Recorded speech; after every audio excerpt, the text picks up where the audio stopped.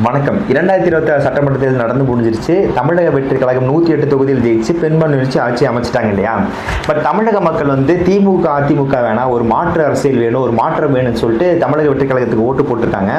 அந்த மாற்றம் நிறைவேறி இருக்கா இல்லையா அப்படிங்கிறத நம்ம உள்ள போய் பார்க்கலாம். பட் ஃபர்ஸ்ட் தமிழக மக்களுக்கு ஒரு மிகப்பெரிய நன்றி. திமுக, அதிமுக செய்த தவறுகளை சுட்டி காட்டி அவங்க என்ன பண்ணாலும் எண்ட் ஆஃப் த டே ஓட்டு காசு கொடுத்து ஓட்டு வாங்கிடலான்ற மனநிலைமை உடச்செறிஞ்சதுக்கு மிகப்பெரிய நன்றி. அப்புறம் இதை நம்ம தமிழக வெற்றி கழகத்து விஷயத்துக்குள்ள போவோம். தமிழக வெற்றி கழகத்தோட வெற்றியை நான் எப்படி பார்க்குறேன் அப்படின்னா, விஜய் அவர்களுக்கு மாற்று அரசியலுக்காக ஓட்டு போட்ட மக்களை தாண்டி சோஷியல் மீடியாவோட இன்ஃப்ளூயன்ஸ் அதிகமாக இருக்குன்னு நான் நினைக்கிறேன். சோஷியல் மீடியாவோட இன்ஃப்ளூயன்ஸ் எப்படின்னா, திமுக ஒரு தீய சக்தின்ற மாதிரி காமிச்சு மிகப்பெரிய ஒரு பிஆர் டீம் ஒர்க் பண்ணி, எல்லா கட்சிகளும் பிஆர் டீம் இருக்குது. பட் தமிழக வெற்றி கழகத்துக்கான பிஆர் டீம் பயங்கர எக்ஸலண்ட்டாக ஒர்க் பண்ணி, இளைஞர்களும் சரி நிறையா பேர் ஒர்க் பண்ணி அந்த வெற்றி தேடி கொடுத்துட்டாங்க. அது மிகப்பெரிய இது வந்து சோஷியல் மீடியா இன்ஃப்ளூயன்ஸுக்கு இருக்குது இல்லையா? அதை மறுக்க முடியாது. பட் அந்த சோஷியல் மீடியா இன்ஃப்ளூயன்ஸ் வந்து இப்போ எப்படி இருக்குது அப்படின்னா, அது ஒரு இதுக்கு முன்னாடி நடந்த விஷயங்களை இப்போ நடக்கிற மாதிரி காமிக்கிறது. அந்த குட்கா பொருள் இருக்கிறதா இருக்கட்டும், அந்த பெட்ரோல் வண்டி நிறுவனதாக இருக்கட்டும், எஸ் அது விஜய் வந்து மறுசீரமைப்பு செஞ்சு பெயர் மாற்றி விடுறாரு, நான் இல்லைன்னு சொல்லலை. பட் அதை வந்து இப்போ நடக்கிற மாதிரி, இந்த ஆட்சியில் தான் நடக்கிற மாதிரி தப்பாக இன்ஃப்ளூயன்ஸ் பண்ணுறாங்கன்னு ஒரு சில விஷயங்கள் தோணுது. அந்த பெண் அமைச்சர் விஷயமா இருக்கட்டும், தமிழக வெற்றி கழக ஆட்சியில் மட்டும் தான் நடக்குது அப்படிங்கிற மாதிரி சொல்கிறாங்க. பட் தமிழக மக்களுக்கு தெரிஞ்சிருக்கும் எது உண்மை எது இல்லைன்றது. பட் நான் தப்புன்னு சொல்லலை. பட் இது இப்போ நடக்கிற மாதிரி மட்டும் காமிச்சிட்டு இருக்காங்க சோஷியல் மீடியாவில் அப்படிங்கிறத நான் சொல்லிக்கிறேன். அதை தாண்டி இந்த தமிழக மக்கள் மாற்றம் வேணும்னு வாக்களிச்சாங்க இல்லையா? அந்த வாக்களிச்சது எப்படி நடந்திருக்கு, மாற்றம் நடந்திருக்கா அப்படின்னு கேட்டால், அதாவது இந்த குறுகிய காலம் ஒரு வாரம் கூட இன்னும் ஆகலை, நம்ம சொல்ல முடியாது.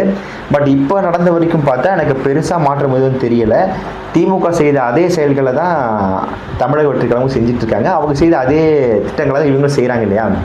அந்த 200 யூனிட் வந்து ஃபஸ்ட்டு 1 மாதம் சொன்னாங்க, இப்போ 2 மாதத்துக்கு மாற்றிட்டாங்க. ஒரு சில முரண்பாடுகள் இருக்குது. அதெல்லாம் தாண்டி இப்போ வரைக்கும் ஒரு ப்ராப்ளம் இல்லை. பட் இதுக்கப்புறம் எப்படி இருக்குன்னு பார்க்கலாம். இதன் பிறகு பார்த்தீங்கன்னா விஜயனுடைய நடவடிக்கைகள்னால் அவர் பேசுகிற விதம், அதாவது எலெக்ஷனுக்கு முன்னாடி வந்து பெருசாக பேசலை, எலெக்ஷன் கேம்பெயினில் பேசினார். End of the day election கேம்பெயினில் பயங்கரமாக பேசினார். அதுக்கு முன்னாடி இந்த ஜனநாயகன் விவகாரம், அது மட்டும் கரூர் விஷயம், அப்புறம் அந்த கவின் கொலை வழக்கு, அதுக்கெல்லாம் அது எதுக்குமே அவர் வாய் திறக்கலை. சரி, ஓகே, அது வந்து முன்னாடி எலெக்ஷனுக்கு முன்னாடி. பட் இது எலெக்ஷனுக்கு அப்புறம் இப்போ அவர் வந்து ஒரு தமிழ்நாட்டோட முதலமைச்சர், அவர் எப்படி வாய்ஸ் அவுட் பண்ணணும்னு நான் ரொம்ப எதிர்பார்த்துட்டு இருந்தேன். பயங்கரமாக பேசுவார் அப்படின்ட்டு. அதே மாதிரி பதவியேற்புல சூப்பராக பேசியிருந்தார். அந்த ஸ்பீச் நான் ரொம்ப ரசித்து பார்த்தேன். அவர் சொன்ன விதங்கள் நல்லா இருந்தது. அதாவது நம்ம ஜெயிச்சிட்டோம், ஒரு ஆடி பார்த்துடலாம் அப்படின்னு நினைக்கிறவங்க எல்லாம் அதை இது இப்போ எரேஸ் பண்ணியிருக்கேன்னு சொன்ன விஷயம் ரொம்ப பிடிச்சிருந்தது. ஏன்னா நிறைய பேர் அதை செய்ய ஆரம்பிப்பாங்க. அதுக்கு அப்பயே ஒரு முட்டுக்கட்டை போட்டு அதை தடுத்து நிறுத்துறது ரொம்ப பிடிச்சிருந்தது.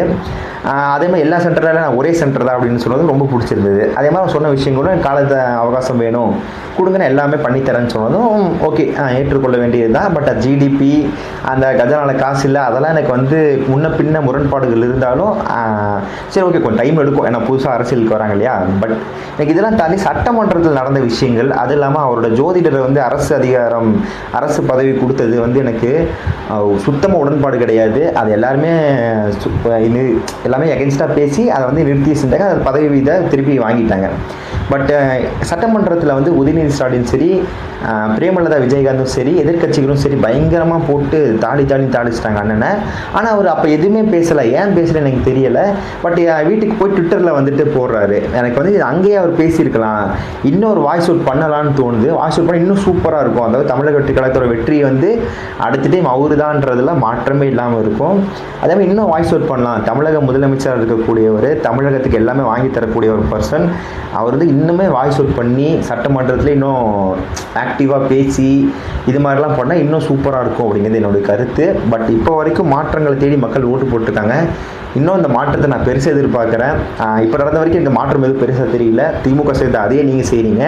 அந்த மாற்றத்தை தாண்டி பெரிய அரசியல் மாற்றத்தை நான் எதிர்பார்க்குறேன் உங்ககிட்ட இருந்து. அதை தயவுசெய்து செய்வீங்கன்னு நினைக்கிறேன். அதே இன்னொரு விஷயம் நான் சொல்லணும். தமிழக வெற்றி கழக ரசிகர்கள் சரி, தமிழக வெற்றி கழகத்துடைய தொண்டர்கள் சரி என்ன சொல்கிறாங்க அப்படின்னா, ஏதாவது ஒரு தப்பை நம்ம சுட்டி காட்டுறோம் அப்படின்னா, அந்த ஆட்சியில் நடந்துச்சுல, இந்த ஆட்சியில் நடந்துச்சு, அப்போ யார் என் கேள்வி கேட்க மாட்டேங்கிறீங்க, இப்போ ஏன்றது கேள்வி கேட்குறீங்க அப்படின்னா, இந்த தவறுகள் நடக்கக்கூடாதுன்னு சொல்லி தான் மக்கள் உங்களுக்கு ஓட்டு போட்டிருக்காங்க. அதனால் இந்த தவறுகள் நடக்காமல் இருக்கணும்னு சொல்லி தான் விஜயநாத் தேர்ந்தெடுத்துருக்காங்க இல்லையா? அதனால் இந்த தவறுகளை வந்து விமர்சனங்களை ஃபஸ்ட்டு யாராக இருந்தாலும் அக்செப்ட் பண்ணிப்பேன். என்னையவே யாரும் விமர்சனம் பண்ணாலும் நான் ஃபஸ்ட் அக்செப்ட் பண்ணால் தான் நான் ஒரு நல்ல மனிதனாக வர முடியும் இல்லையா? அந்த மாதிரி எல்லாரும் எல்லாத்தோட விமர்சனங்களை அக்செப்ட் பண்ணால் தான் நல்ல அரசியலும் தர முடியும், நல்ல மேம்படவும் முடியுன்றதை நான் தெரிவிச்சுக்கிறேன். மாற்றத்தை தேடி ஓடுவோம். அதே மாதிரி யார் எந்த தவறு செய்தாலும் உறக்க சொல்லுவோம். நன்றி, வணக்கம்.